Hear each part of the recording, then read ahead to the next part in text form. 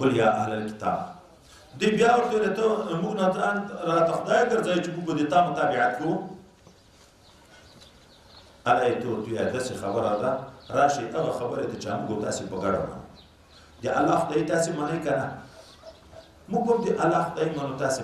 بعضې به بعضې په خدای نه نیسو دا اوس په دې بهترین رد شو بعضې به بعضې په خدای نه نیسو شرک به نه کوو حضرت علی چې د نصاراو د دین و چې اسلام یې راوړ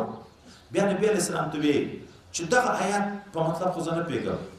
چې الله ویل چې ورته ووایه چې بعضې به بعضې په خدای نه نیسو موږ هم عیسایان هم نصاراو هم بعضې په خدای نه ونیولي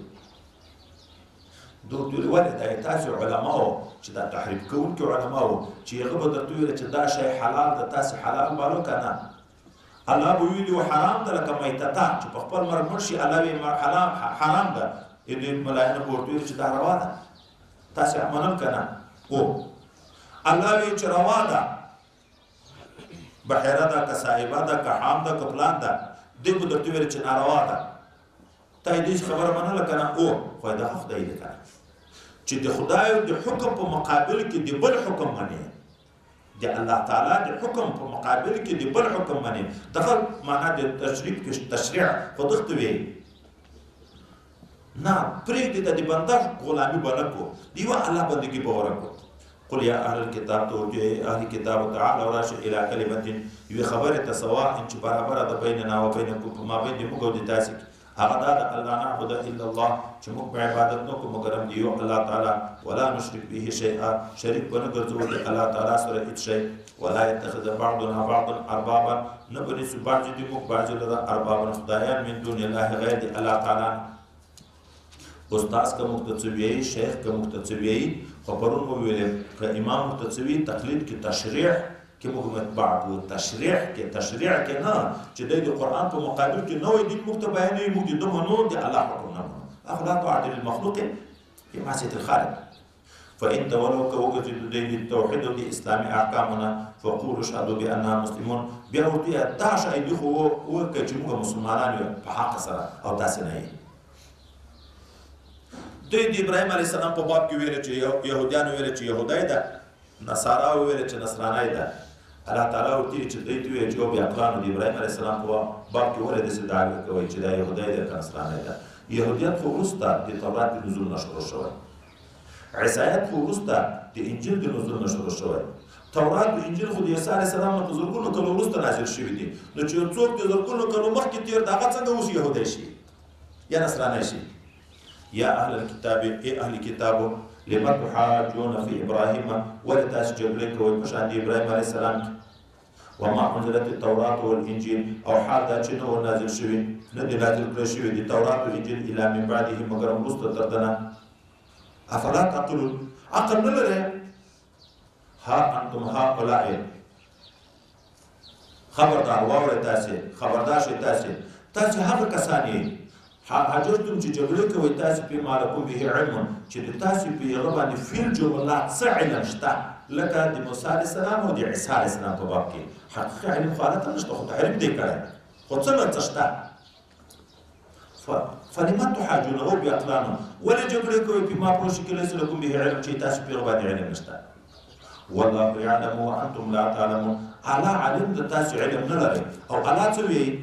الله تعالی ما كان ابراهيم يهوديا ولا نصرانيا ابراهيم عليه السلام نه يهودي ولا نصراني ولكن كان حنيفا لكن ابراهيم عليه السلام هو مائل د ټول باطل دینونو د حق په طرف باندې مسلمان حکم منونکی دی الله تعالی او ما كان من المشركين نو له جمله د مشرکین نه او تاسو په واقع کې مشرکین چې څوک عیسی علیه السلام د خدای په سره شریک بولي خو مشرک شو چې عیسی علیه السلام د خدای سره شریک بولي مشرک چې اولاد یې بولي نو خو اولاد د جنس د پلار نه خو شریک شو الله ویل چې نه لایق د ابراهیم علیه السلام د مرګرتیا د دعوی هغه څوک دي چې د امتیانو او د پیغمبر علیه السلام او د مؤمنین ځکه دا په ملت ابراهیم علیه السلام د نبی علیه السلام د دین اکثره احکام د احکامو د ابراهیم علیه السلام د دین سره برابر وو نو ځکه موږ وایو چې موږ په ملت ابراهیم علیه السلام یو مابین کې ډېر انبیا تېر شوي دي خو موږ په ملت چا یو د ابراهیم علیه السلام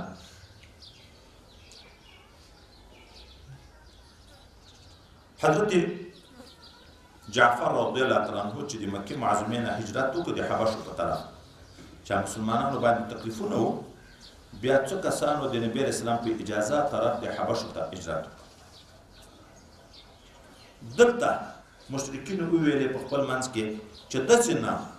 چې اوس د باندې نه موږ ته غم جوړ کړي خلک مرګلي کړي بیا په موږ باندې حمله وکړي درځي چې هغه پاچا ته ورشو او د دې په باب کې جاسوسي ورته وکړو چې وایي نسی گرفتار کړي خو دوه نفره هوښیاران د دې په اصطلاح باندې مقرر کړي چې دا وسیږي یو حضرت عمرو بن عاص رضی الله عنه ډېر هوښیار خو په هغه وخت کې ایمان نه راوړی دا هي د عرب ورته ویل کېږي ډېر متبر و دا ورغله حبشو چې حبشو ته لاړه کله د حبشو پاچا ته چې ورغله د ملاقات په وخت کې چې ورننوته د تعظیم دپاره یې سجده ورته وکړه اوس دی خوشحاله کوي بیا یې د هغه نه بعد ذاتي خبر ورته وکړه چې موږ عربو رالیږلي یو د نمایندګانو په صفت باندې العیاذ بالله لکه دا نن چې دهشتګر ورته وایي یو څه دهشتګر راغلي دي د تا ملک ته موږ هلته دوی محاصره کړي دا چې په شعوب د ابي طالب کې د نبی اسلام خاندان بند کړو چې دوی به یو د حج موسم بل موسم راوځي څوک به د دوی سره نه دوستي کوي نه به تجارت کوي نو موږ دوی په یو کنده کې بند کړه چې نه دوی د باندې تللی شي نه څوک ورتلی شي نه د دوی سره به څوک دوستي کوي نه به څوک د دوی سره تجارت کوي نو موږ نور د دوی ملګري بند کړي دا یو څه راوتښتېده دا د تا ملک خرابوي تا په ملک کې اوس دغه شر در جوړوي نوی دین یې راوړی ده نوې ډلې راغلې ګوره علامه یې دا ده ته یې راوغواړه موږ د تا د قدر تعظیم سجده وکړه دی به تا ته سجده نه کوي اوله علامه یې دا ده هغه څوک ولیږه چې د عربو نه چې څوک دلته مسافر راغلی دي تاسې راولئ حضرت جعفر رضی الله عنه د څو ملګرو سره دا ورغله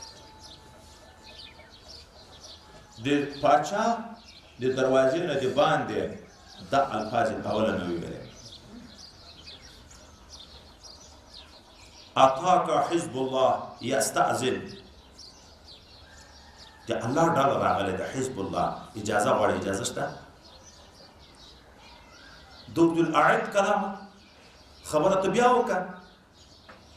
بیا یې ورته ویلې چې حزب الله راغلی د تا نه اجازه غواړي دا خبرې وایي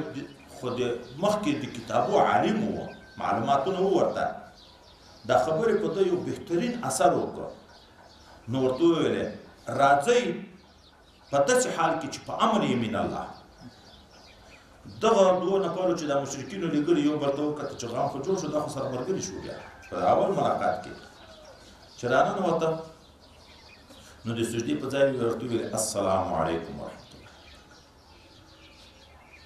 دی ورته ګوره ما نه دې درته ویلې چې تا ته به سجده نه کړي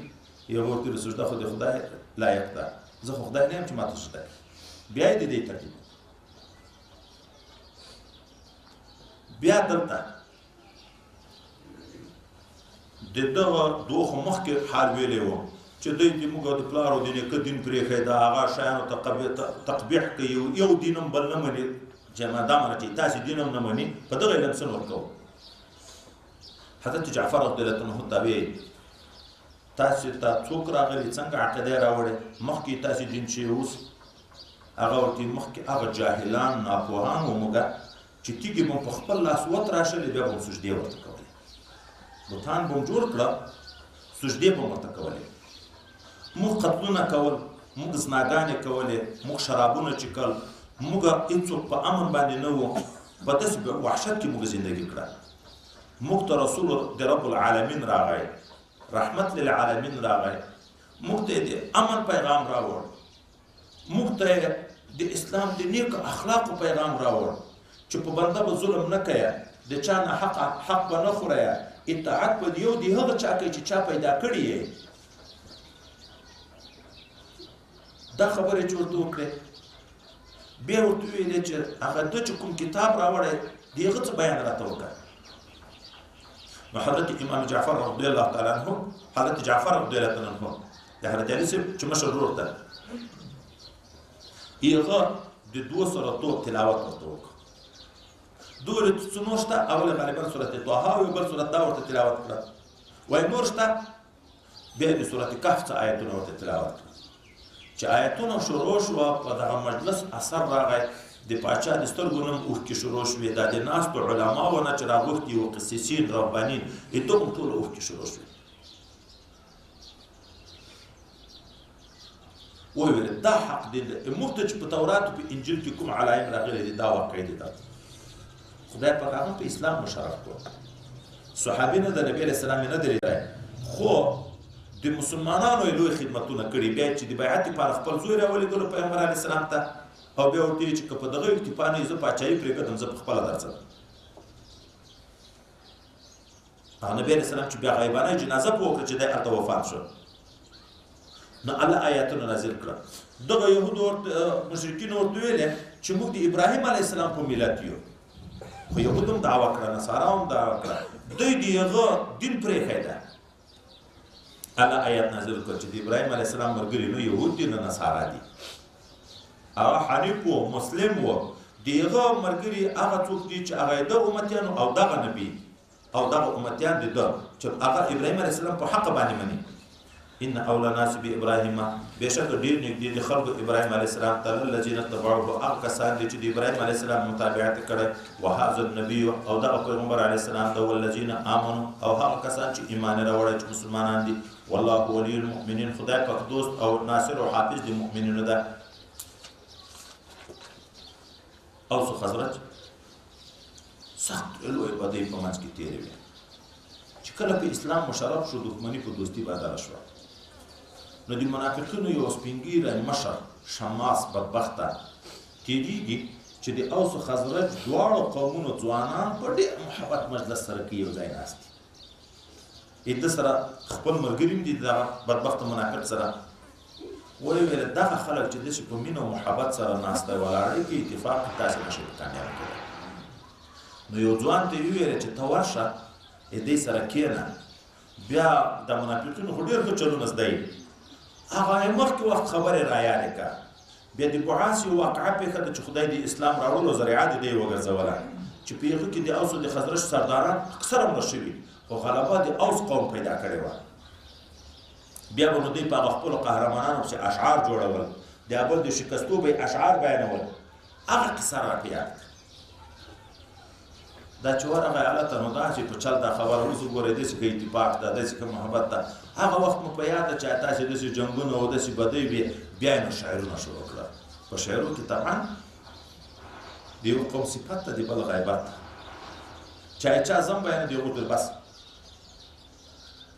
بس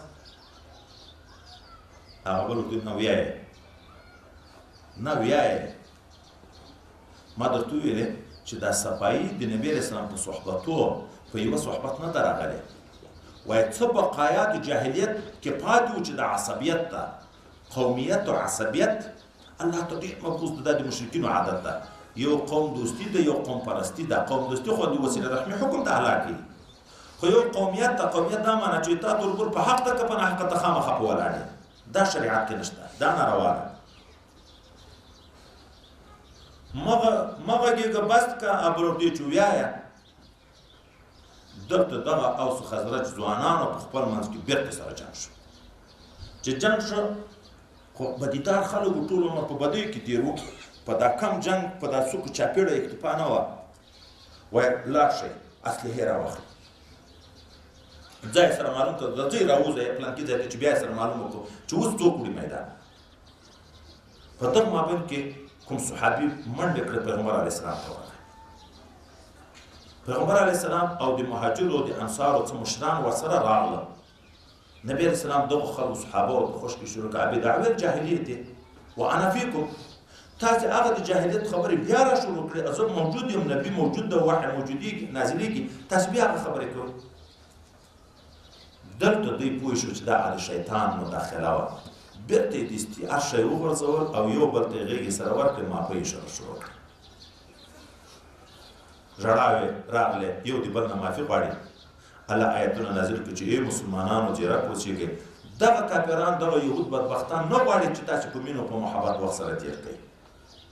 خامخا به تاسو په مابین کې بې اتفاقۍ پیدا کړي دا تنظیمونه چا را جوړ کړه جنګوي څوک سره دغه کوشش دا کوي تاسو اتفاق د تاسو قوت د تاسو منځ کې مینه محبت نه غواړي وَضَلَّ طَائِفَةٌ مِنْ أَهْلِ الْكِتَابِ دوست غړي امید کوي و طائفه د اهل کتابو لم يضلونکم دا چې تاسو گمراه کی خو ما يضلون دین گمراه کی الا انفسهم مگر خپل ځانونه او ما يشعرون شعور نه لري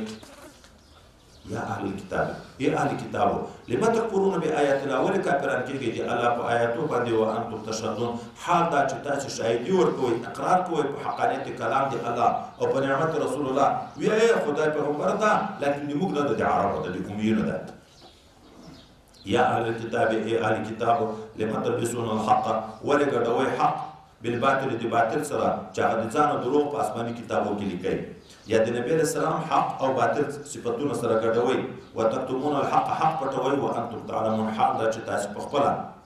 علم هم لري په خپل خلق کولو په پټولو باندې نه ولې د څه کوي ان هذا مقدس مکه